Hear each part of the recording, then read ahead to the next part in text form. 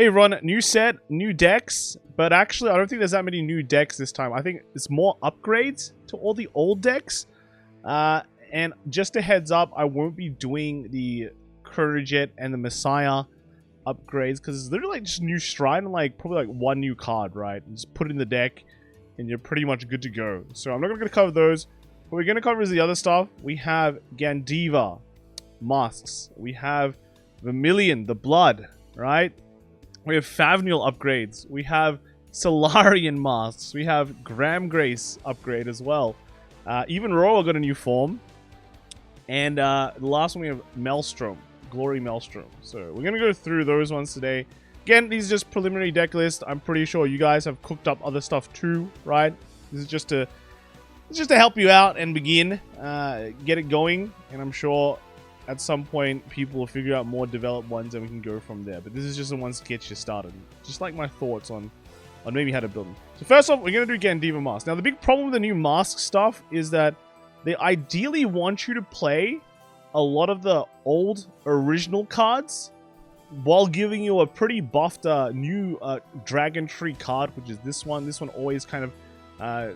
there's all the different nation versions of this. Is there? At least for Keter as well. It's just an Energy Blast 3 come into play. You search your deck for a Mask of Hydreigon and add it to your hands. That's great. The act effect is a Counterblast 1 and bind itself.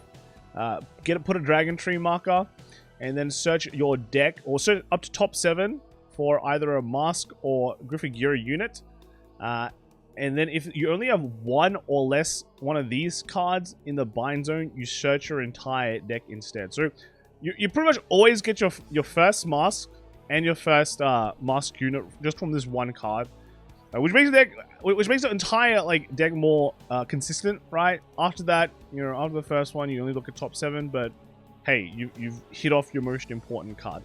So there's that. This thing helps bust all the masters. It means you don't have to run that many Mask of Hydreigons, in my opinion, unless you just want to keep on buffing your field with more of those Dragon Tree markers. But with Gandiva, you don't really need to do that, because ideally, with Gandiva, you just get a bunch of front row power anyway. Now, one of the biggest issues with this deck is that because you run the Mask engine, your slots are extremely limited. You don't really have any space to play Best Harvest, but I'm pretty sure some players will find ways to put in Best Harvest.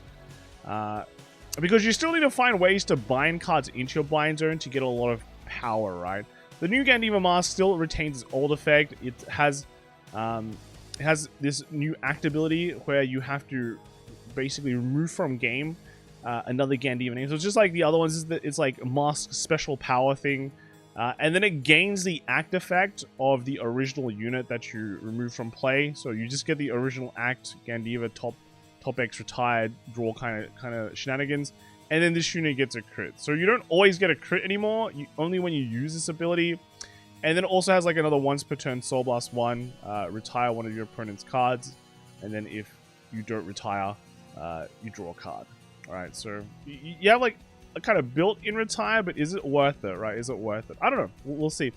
To kind of help this out, Gandiva did get another kind of extra attacker a while back from DZ-BT06. So we're running this one. It's also an energy outlet, which is nice. But it just helps you restand another front row. So you have this one, and then you have the old Falca, right? So you have like basically 8 cards that are making multi-attacks, hopefully underneath like big Gandiva power.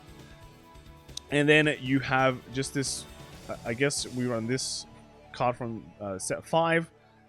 And this drag ritter lets us at least search for top 7 for a grade 3, which is good. Well, a grade 3 without a Regulus piece. So unfortunately, we don't really play that many. We just play like Mask. That's it, right? But you can help search for Gandivas and search for like Sturgeoners and all that.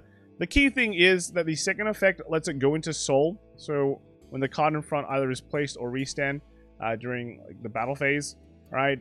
You stand this unit, so it's extra power, but then at the end of the battle, end of turn, sorry, it goes to Soul. So you have more Soul to use for your other stuff like Sturgeoners, your Restander, which requires Soul.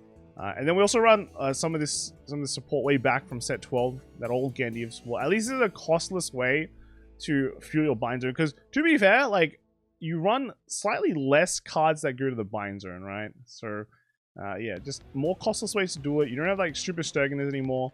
You don't have like Best Harvest to like farm a lot of cards. But I guess like at some point as well, when people play against Gandivas, they still have to think that you run you still run like those Best Harvest. So they can't commit to the board too much, or they usually play, you know, decks that just kind of clean up their board anyway. So it actually doesn't matter. So that's kind of what I thought. This is my thoughts on the new game. I have seen some people try to implement Best Harvest as well.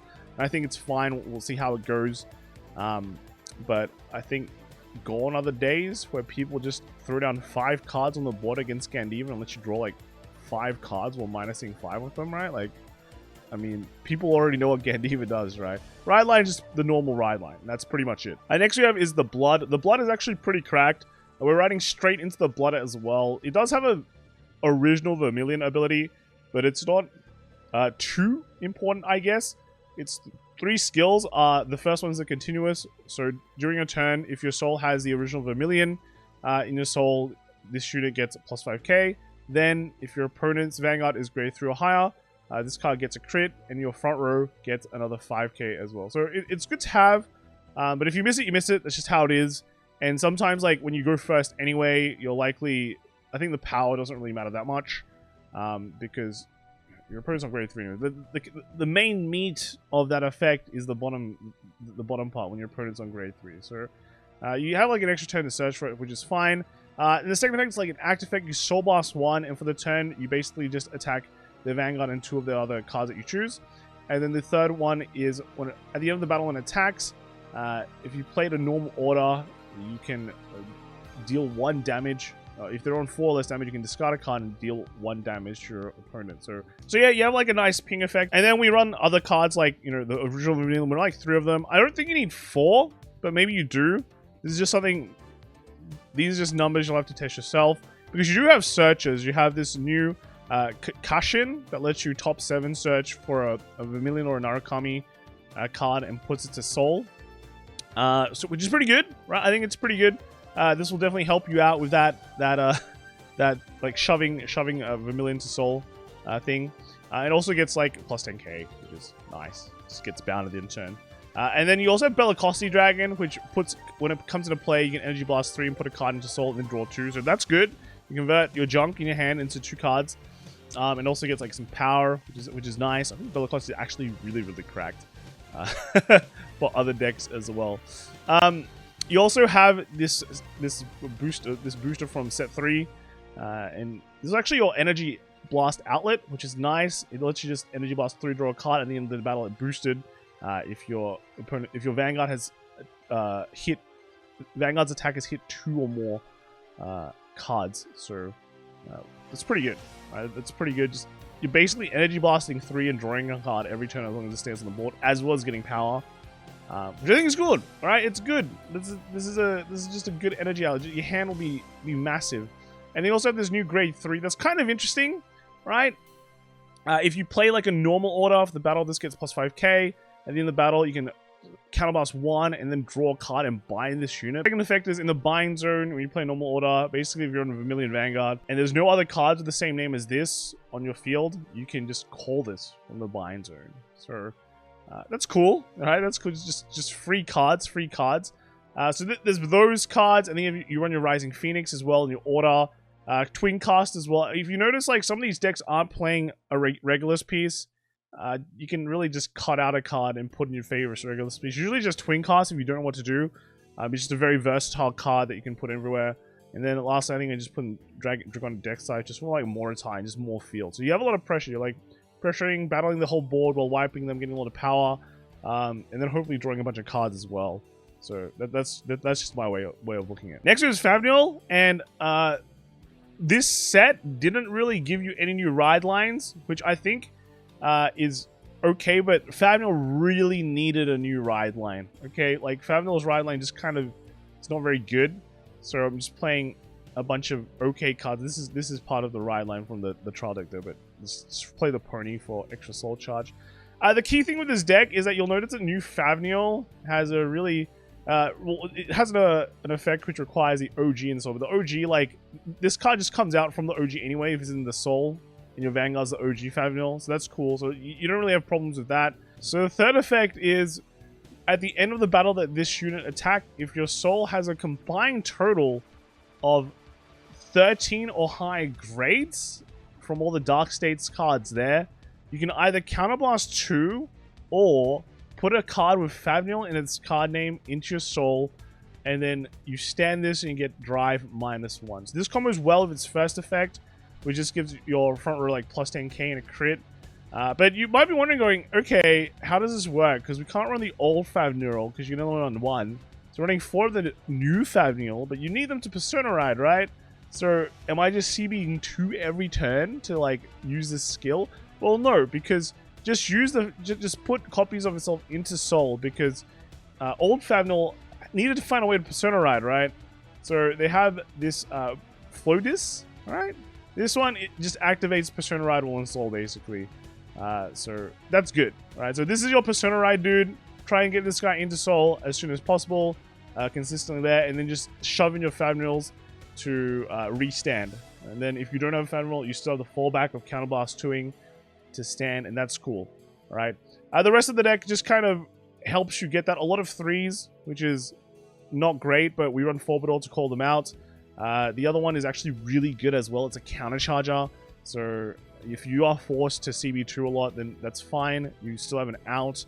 You also run Bifrons, 4 Bifrons, because this kind of goes through a deck. Top 3, you can put targeted stuff into your soul, and then put the good kind to hand as well. So yeah, CB1 sounds kind of heavy when you combo it with the Fabel skill, but remember, Fabel, you want to shove in the copy of itself every single time. And then we also have this grade 2. This grade 2 just has both effects that activate in Soul. They count as grade 3s. Actually count as grade 4s. My bad. It's 2 plus 2. Math's hard. The other effect is that when your grade 3 or higher Vanguard attacks, if you haven't ridden this turn, you can bind this card, and then your front row gets plus 5k. So that's pretty good. Just extra power, extra power, extra power. And then your Fabel's like whacking with, you know, crit restand, which is pretty scary. And then I guess we run this order as well. It's Energy Blast 3 order. We don't really have that many Energy Blast outlets. That's why we're running the Energy Cycler. This one lets you put 2 cards from your drop into Soul. And then if your Soul has 10 or more cards, you give your Vanguard plus 10k. So you probably won't hit that plus 10, that 10 Soul threshold. But if you do, it's just a nice touch. But it lets you put some key cards into Soul. So you hit that 13 combined grade total in your Soul more quickly. And then the flex souls I ran just like some Grams, because Gram, you know, Soul Blast 3, draw a card if you have extra Soul, basically. So that's kind of the Fabel deck. The new Solarian similar to Gandiva as well, because you have to run like multiple copies of your Solarian effect to kind of trigger the new Mask effect, which is actually quite decent, right? The first act effect is your energy. It's just an Energy Blast 3, and you reveal a normal unit from your hand. You draw a card, and then you put the revealed unit that you revealed for the cost on top of the deck. So this helps you trigger all of Solarian's, like, you know, top checks and reveals and things like that. The second is the remove from game effect. And this one is actually quite cool. So you call either trigger unit or normal unit, and then you reveal the top card of your deck. And if the top card of your deck is the same type as the one you called out, for this turn, you get the following red text, which is once per turn. When the unit placed by this unit's ability attacks this turn, until the end of battle, increase or decrease that unit's drive to 1 and perform drive check. So you basically get an extra drive check with this card. And the last effect is that when this attacks a Vanguard, you CB1. Look at the top 3 cards of your deck. Choose up to the same number of cards as the number of Dragon Tree markers from among them. Call them to the rearguard circle and put the rest on the top or bottom of your deck in any order. So you can basically call up to 3 cards from the top 3 if you want from this last effect. So make like 5, just 5 attacks. Alright, 5 attacks. Put 1 here, then put 2 on the other side. Boom, 5 attacks. Alright, so pretty cool. Then one of them does a drive check, which is also kind of nice. And none of this really requires. Well, the first 2 effects don't really require CB. The last one does to get, I guess, to get the multi-attack.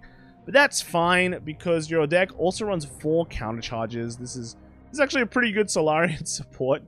But yeah, this is basically just your counter charger for the deck. You're on 4 of them. It lets you be more aggressive with counter charging, which is, or counter blasting, which is nice because you run a bunch of other cards too. You run more of the mask stuff. So this is the new Keta Sanctuary masks.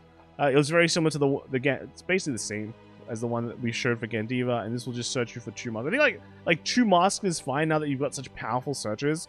But because you also kind of want to build your Dragon Tree markers, just because you have more excess counterblast than other decks, and also you don't get that much power compared to like something like Gandiva, so you actually do want that extra power from the Dragon Tree markers. We're also running 2 copies of just the grade 1 Dragon Tree Reg, which will also can help you like CB1 and draw card if you really need to. But I think that might be heading more towards too much CB territory. Because you're also using other CBs as well, like for example this grade 1 EFOL from DZ set 2. It was actually pretty insane. So when you put on the Regard Circle, if your Vanguard is Solarian grade 3 or higher, you can allow 1 and look at the top 5 cards, and then call up to 2 units that are grade 3 or lower, and then shuffle your deck. And if you call 2, you pick a card from your hand, reveal it, and put that normal unit on top of your deck. Otherwise, you discard it. So if it's like a trigger, you reveal the trigger, then you discard it. But that's like plus 2ing, and then the minus is you lose a card from your hand, but you're putting it on top of your deck. So then you're still gonna be able to satisfy Solarian's effect, and easily just like trigger more stuff. So it's actually pretty good. I think like this is pretty insane. Like just build a free board from this. Yeah, the rest of the deck is just either just make more attacks, get fat, and like this grade 3, get big, hopefully win like that. But yeah, that's pretty much Solarian in a nutshell. Next up is Graham Grace. So Graham Grace is, I think, literally just running a bunch of, like, literally Graham Grace support than just a bunch of generics. New Graham Grace is very similar to old Graham Grace, where you don't even run it's just a replacement, straight up replacement. The old Graham Grace sucks, right? This one, not as bad. The axe skill, you just once per turn Soul Blast 1. You pick the middle column back row Regard, and then that unit can attack from the back, and it gets 10k. All right. And then if your opponent's Vanguard is grade 3, you can Energy Blast 2, and then this unit and that unit gets +1 crit. So you have like some damage control there before your drive checks go off. And then when your back row Regard attacks at the end of the battle, they put that unit to soul, and then you draw a card. So you get to refund that cost. The only card you basically are gonna call it out is this one. This one just gives Graham Grace like 10k in a drive, which is like very nice. It does require a discard and a Soul Blast, but you're gonna suck it in. You just want to make sure you always have this, so you get a triple drive, right? And then your back row also gets big because the Persona Ride for Graham Grace affects the back row as well. So just like old Graham Grace with like slight little upgrade. The rest of the deck, I'm running the Valtrosa engine just to be able to like similar to like idea of the Keta, the Keta Razel stuff, where it can be very aggressive. You can put back some key stuff and then just like call out more Selgions or more of the Parents to be able to just, I guess it's just straight up power, right? Just straight up power. Can also just get some more cards as well. A bit CB heavy, that's why I'm running two of these counter charges.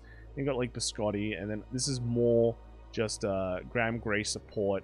So yeah, this is pretty straightforward deck. Run red OT because you know your front row is all standing by the time your Vanguard's attacking. So yeah, and then just Persona Ride because you get double dip. Yeah, that's pretty much Graham Grace. Moving on to Roller. So with this new Roller has some interesting effects. The first one is just all your tokens, right? If your opponent's Vanguard is grade 3 or higher, all your tokens get, you know, when your Roller is attacked, you can retire it, and your Vanguard gets plus 5k until the end of that battle. And then they also get 5k. So that 10k boosters, which are nice. Second effect is Energy Blast 3, and then you draw a card and then put 2 plant tokens, so even more plussing. And the third effect is actually quite unique. This is all once per turn, by the way. You put a card from your rear or soul that has glitter to the bottom of your deck, and then based on whatever you put to the bottom, you activate the following effect. So you put down a Roller, you pick one of your opponent's units, and you just bottom deck it. One of your regards, not units. I thought you just bottom deck your opponent's Vanguard. As you bottom deck, so it's like you see this. Is this curse command behind him? Yeah, he's getting some Geek Chronicle powers, right?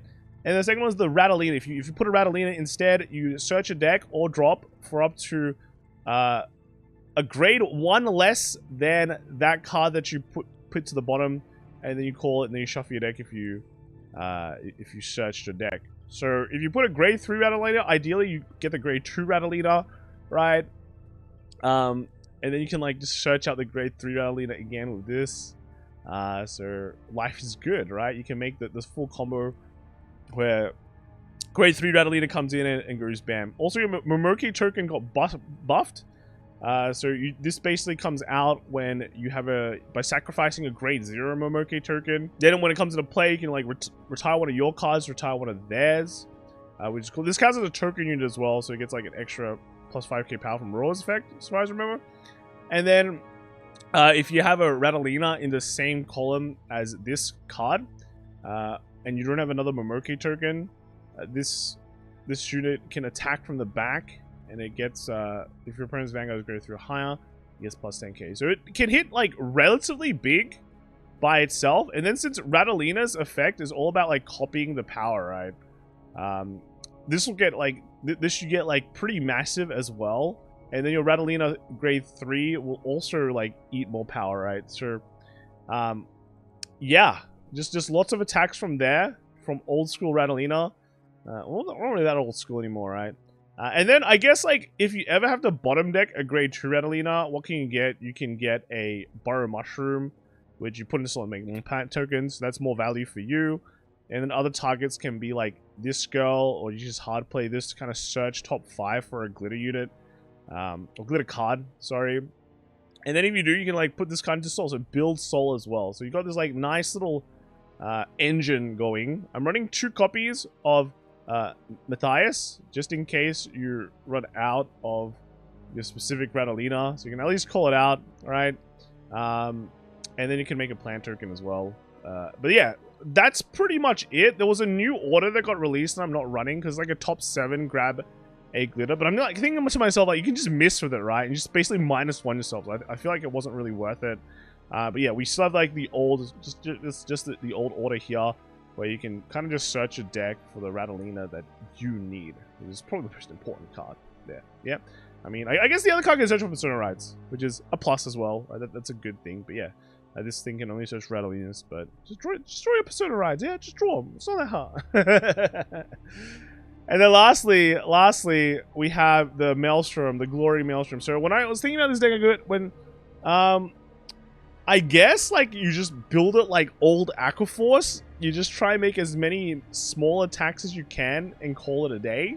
Because the whole deck seems to be built around that idea anyway, right? The new Glory Maelstrom has, like, 3 effects. They're all it's kind of unique, though. So the first one is, taunt during a turn if your Regard or Soul has a Blue Storm Dragon Maelstrom. This unit gets all of their act abilities.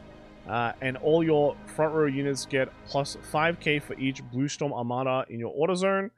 And then the second effect is when your Blue Storm Dragon Maelstrom attacks a Vanguard until the end of turn, that unit gets plus 5k.